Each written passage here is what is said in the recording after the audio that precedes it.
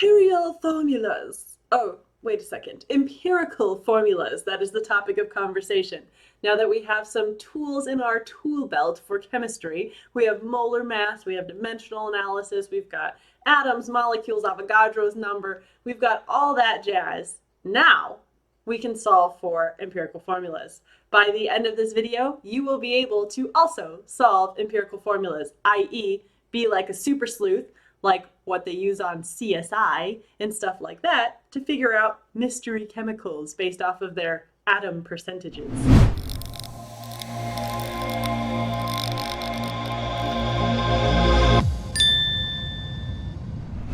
But first, what is an empirical formula? I mean, empirical formula, of course. An empirical formula is the smallest whole number ratio of elements within a compound.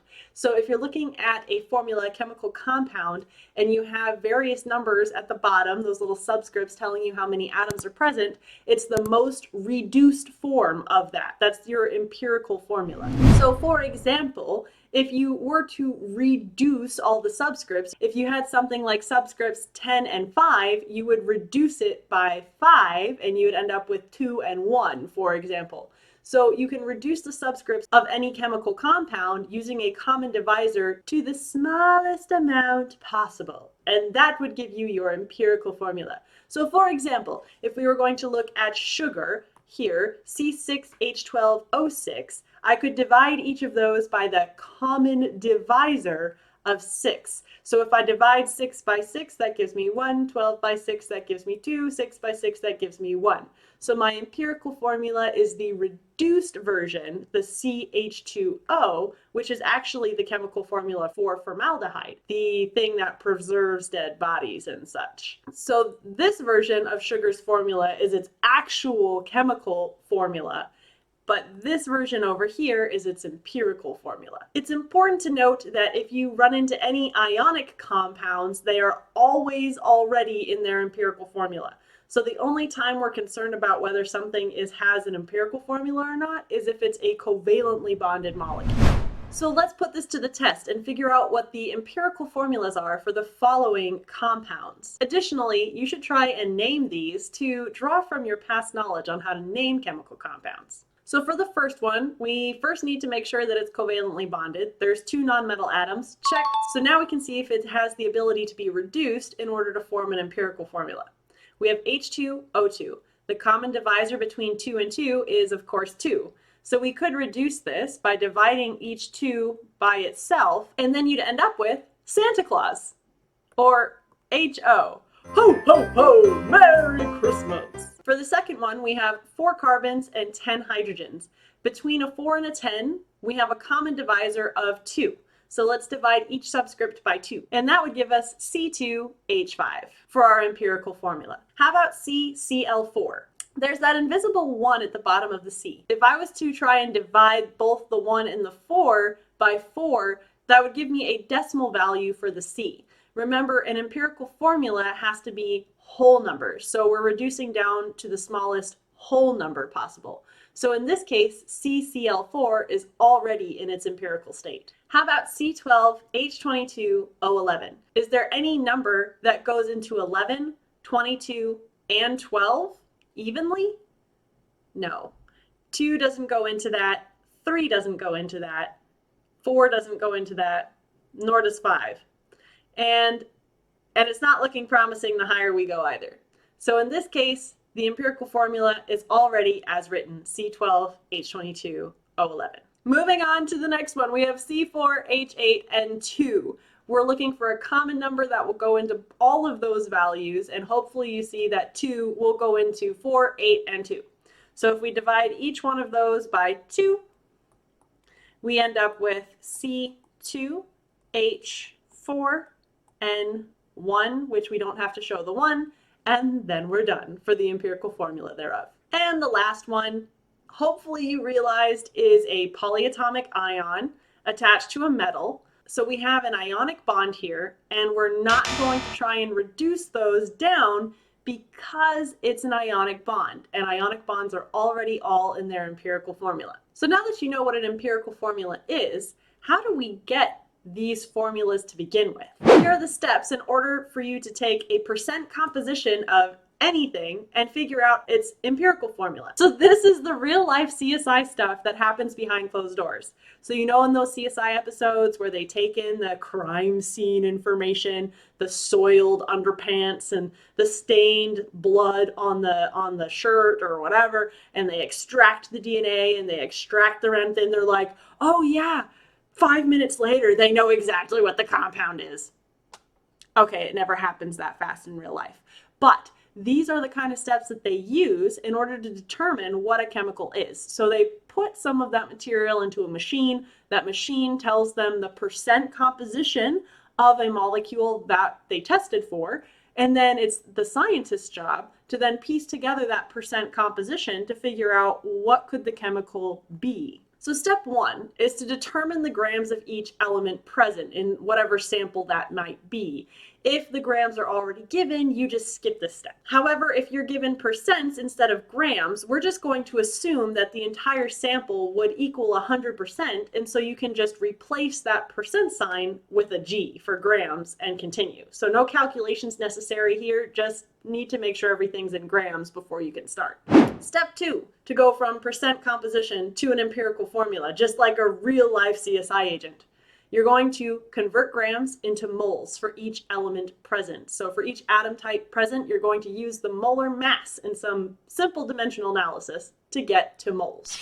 Step three is to divide each of the mole values, because you're always going to have more than one atom type present if you're looking at a compound, by the smallest mole value present from what you calculated in step two. This way you can set the lowest value to 1, because the smallest number divided by itself is always going to be 1, and that should give you whole number ratios in order to create subscripts for your chemical formula. Step 4 is that if you don't end up with whole numbers as your subscripts, you're going to multiply all of the values that you have by whole number integers until they're all whole numbers.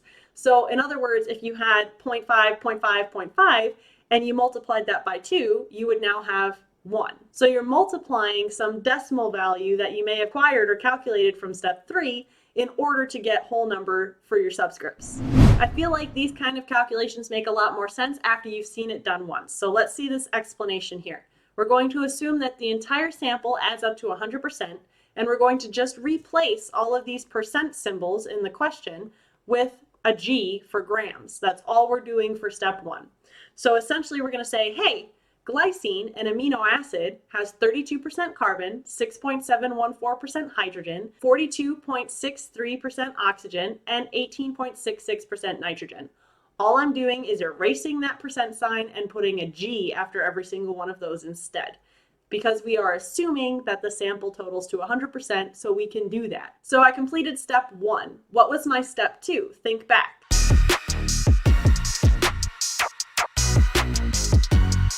Step 2 was to use my molar masses for each of these atom types present to convert each gram to moles of each chemical. We're going to do a little bit of dimensional analysis using our molar masses in order to convert our grams to moles. So let's make sure we draw our magical lines to freedom for each one of the atom types present. Now we're going to put in our givens, and our givens are 32 grams for carbon, 6.714 grams for hydrogen, 42.63 grams for oxygen, and 18.66 grams for nitrogen. Now, where do we find this molar mass that I speak of? We find it on the periodic table. So we need to go over to our periodic table and look up the masses for each of these. We have carbon, we have oxygen, we have nitrogen, and we have hydrogen in that molecule. So there are the respective masses for each one of those chemicals. We're just going to bring that back over to our other slide and plug it into our dimensional analysis. For nitrogen, it was 14.007 grams per mole. For oxygen, it was 16 grams per mole. For carbon, it was 12.011 grams per mole. And for hydrogen, it was 1.008 grams per mole. So now that I've plugged in all of my molar masses from my periodic table, why did I put the grams on the bottom and the moles on top? I did so that all of my grams would cancel and I would be left with moles. That is the whole point of step 2, is to get to moles. So now we can see that my grams cancel from top and bottom on each one of these, and I am in fact left with moles each time. Since we have two numbers over the top of each other, this would imply a division problem. All I have to do for carbon is divide my 32 by 12.011. For oxygen, divide 42.63 by 16. For nitrogen, divide 18.66 by 14.007. And for hydrogen, divide 6.714 by 1.008 to get your moles of each atom present. All right, now that I have done that division for each one of the atom types present, moving on to step 3. Step 3 is to divide all of those mole values, that's all of these, those are all the mole values we just calculated, by the smallest mole number calculated. Which one of those is the smallest number? 1.332 is obviously your smallest number. If you only had $1.33, that's a lot less than having $2.66. So we're going to divide all of the values that we just calculated by 1.332. Lot of boring math later. So since I ended up with all whole numbers anyways after dividing these, I don't have to multiply any of these by whole numbers. For example, if this would have ended up being 1.5, I would have needed to multiply all of these by, say, 2, so that I could end up with 3 here and whole numbers everywhere else still as well. But since I ended up with whole numbers throughout, I don't have to do step 4. All I have to do now is put my formula together. So I have a subscript of 2 for my carbon. I have a subscript of 5 for my hydrogen. I have a subscript of 2 for my oxygen and a subscript of 1 for my nitrogen. So let's build together this chemical. We have C2H5 N1, I don't need to show the 1, O2. C2H5NO2. That is glycine, one of the amino acids or building blocks for protein. Think that you can figure out the empirical formula based off of the information given above? Go ahead and pause the video now and give it a shot. So we are trying to find the formula for lead arsenate. That's an insecticide, something that kills roaches and kills buggies. And we see here that it's already given to us in grams, so we don't have to do the whole percent to gram thing. And it tells us which atoms are present. We have lead, hydrogen, arsenic, As, and oxygen. So doing the same thing we did before, let's set up each atom type with its own area and then work out our math from there. Now that we have each atom type identified, let's draw our magical line to freedom for each as well. Let's put our equal sign and our space for our goal. Our goal is to get to moles. We're going from grams to moles of each of these. We're trying to find the moles of each of these atom types. We need to use our molar mass for each of these atom types present in order to cancel our grams and get to moles. For lead, from our periodic table, we saw that it weighed 207.2 grams per mole. So I'm going to plug that here, 207.2 grams per mole. For hydrogen, we know that it weighs 1.008 grams per mole from the periodic table. For arsenic, it weighed 74.922. And for oxygen, it weighs 15.999, but we're just going to round it up to 16 grams per mole to save ourselves the headache. Now we see that our grams cancel throughout, and we are left with moles for each one of these. Few moments later. So once you've done all the divisions for each atom type present, we can see that there's a lot of 0.0066 answers. We need to, for our step 3, figure out which of these values, 0.0266 or 0.0066, is smaller. Of course, 0.0066 is smaller because it's back a whole nother decimal spot with a 0 in the front. So we're going to divide all of the answers by 0.0066. So of course, dividing 0.0066 by itself is going to give us 1 for the first 3 atom types. So each one of those is going to have a subscript of 1 as far as we can tell right now. And dividing 0.0266 by 0.0066 gives us a value of 4. Now on your calculator, you would end up with 4.03. The fact that it's 4.03 is negligible, so you don't have to worry about that not being a whole number. However, if you had like 4.5, 4.6, 4.7, really the gauge is if you have something in the tens place as the decimal, then it's likely you'll have to multiply till you get whole numbers throughout. So let's put together this compound. We have PbHASO4.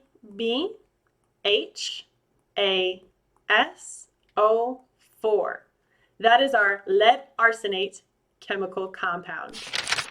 All right, just one more. Go ahead and pause the video here and see if you can do this one on your own. Go ahead and pause now.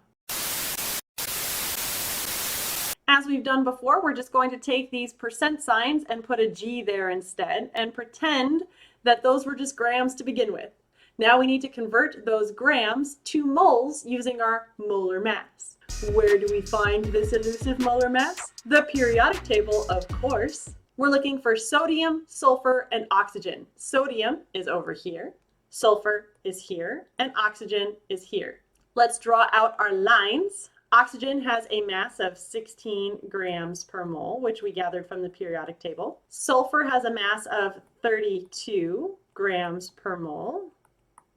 And sodium has a mass of 23 grams per mole, rounded up, of course. Now our grams will cancel throughout, here and here, and we just need to divide. Divide 38.48 by 23, 25.44 by 32, and 38.08 by 16. All right, now we have the mole values for each of the atom types present. 1.673 for sodium, 0.795 for sulfur, and 2.38 for oxygen. Out of those three values, 0.795 for sulfur is the smallest, so we're going to divide all of the values by 0.795. All right, now that we've divided them all by the smallest number present, we need to make a decision. We have 2.104, and that's not completely a whole number, but it's pretty close. And we have 2.993, also not completely 3, but really close. In this case, we don't have to go to step 4 because we don't have it so far off the beaten path that it's not a whole number. We can safely round in this situation, and it's still okay. Again, if we had 2.5 or 3.45 or 3.65, that's right in the middle. That's kind of hairy. That's when we have to multiply by whole number integers until we can get to a whole number value. So in this case, we can just write out our compound. And our compound would be Na2S1, but we don't have to show the 1, O3, since we're rounding the 2.993 up to 3. And that chemical compound is something that's frequently used in preserving meats. So if this was found at a crime scene, maybe the butcher did it. Make sure that before you leave this video, you test your content knowledge on this subject. So go ahead and try and find the empirical formula of serine using the percent compositions given above, and try and figure out what the empirical formula of S-naphthalene would be, another common car exhaust chemical. Good job, super sleuths and CSI agents out there, for figuring out these mystical chemical compounds from their percent compositions. Give me a quacks up and subscribe to my channel for some more educational content and to help other people like yourself find this content to help them too. Till next time, that's all, ducklings. No ducks, no glory.